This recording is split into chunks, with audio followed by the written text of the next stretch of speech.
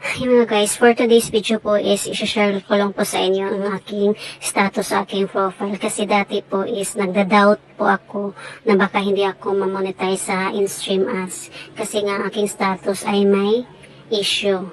Profile has some issue po. Kasi nga nakapost po ako ng unoriginal content at saka yung mga binibenta ko po ay na-post ko po dito sa aking profile. Kaya yan po ang dahilan kung bakit nagiging may issue ang aking profile status.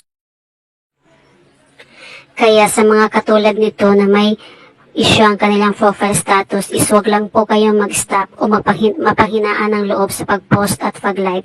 Tuloy-tuloy lang po kayo kasi I'm sure and 100% na monetize talaga kayo sa in-stream ads. Basta siguraduhin nyo lang po na ang inyong profile is recommendable at saka wala po kayong alerts, wala po kayong violation.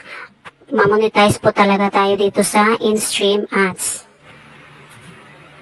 Make sure lang po na deleted na po yung mga video na i-post nyo na siyang dahilan kung bakit nagka-issue ang inyong profile.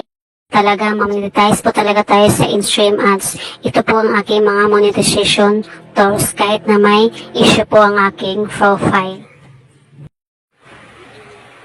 Sana po may natutunan po kayo sa video ito based on my experience. And if you like this video, please don't forget to like and share. At hanggang dito na lang po ang aking video. Thank you sa panonood. Bye-bye!